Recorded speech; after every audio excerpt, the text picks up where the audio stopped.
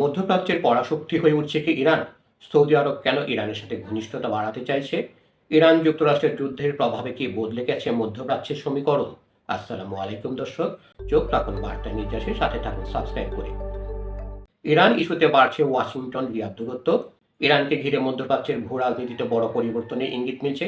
একসময় তেহরানের বিরুদ্ধে কঠোর অবস্থানের পক্ষে থাকা সৌদি আরব এখন ক্রমেই সতর্ক ওই হিসাবে কূটনীতির পথে হাঁটছে। বিশ্লেষকদের মতে ইরানকে কেন্দ্র করে মার্কিন প্রেসিডেন্ট ডোনাল্ড ট্রাম্প এবং সৌদি যুবরাজ মোহাম্মদ বিন সালমানের মধ্যে দৃষ্টিভঙ্গির পার্থক্য দিন দিন স্পষ্ট হয়ে উঠছে, যা দুই দেশের দীর্ঘদিনের কৌশলগত সম্পর্কের উপরও প্রভাব ফেলতে পারে। কূটনৈতিক সূত্র ও আঞ্চলিক বিশ্লেষকদের ভাষ্য অনুযায়ী সৌদি আরব এখন আর নতুন কোনো আঞ্চলিক সংঘাতে জড়াতে চায় না, বরং রিয়াদের প্রধান লক্ষ্য হয়ে উঠেছে নিজস্ব নিরাপত্তা, অর্থনৈতিক স্থিতিশীলতা এবং দীর্ঘমেয়াদী উন্নয়ন পরিকল্পনা বাস্তবায়ন। বিশেষ করে ভিশন 2030 কর্মসূচির সফল বাস্তবায়নের জন্য আঞ্চলিক স্থিতিশীলতাকে সবচেয়ে বেশি গুরুত্ব দিচ্ছে যুবরাজ মোহাম্মদ বিন সালমান। বিশ্লেষকদের মতে 2019 সালে সৌদি তেল স্থাপনায় হামলার পর যুক্তরাষ্ট্রের প্রতিক্রিয়া এবং সাম্প্রতিক আঞ্চলিক সংকটগুলো সৌদি নেতৃত্বের মধ্যে নতুন বাস্তবতার জন্ম দিয়েছে। এরপরে ওয়াশিংটনের নিরাপত্তার ছাতার উপর সম্পূর্ণ নির্ভরশীলতা থাকার নীতি থেকে ধীরে ধীরে সরে আসছে রিয়াদ। বর্তমানে সৌদি আরব যুক্তরাষ্ট্রের সঙ্গে সম্পর্ক বজায় রাখলেও একই সঙ্গে চীন, পাকিস্তান এবং অন্যান্য আঞ্চলিক শক্তির সঙ্গেও সহযোগিতা বাড়ানোর দিকে মনোযোগ দিচ্ছে।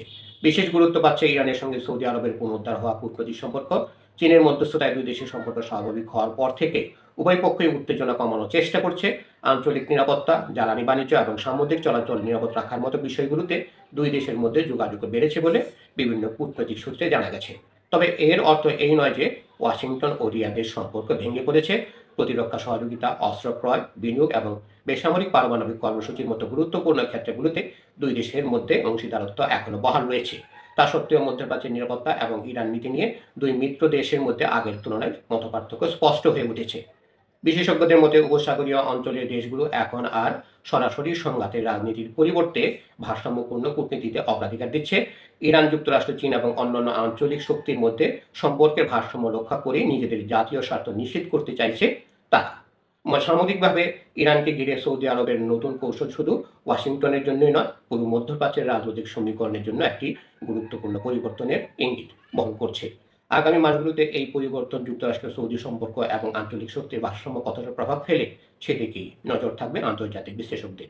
ধন্যবাদ সবাইকে এতক্ষণ ধরে আমাদের সাথে থাকার জন্য। আরও সংবাদ পেতে আমাদের বার্তা নিজস্ব সাবস্ক্রাইব করে সাথেই থাকুন।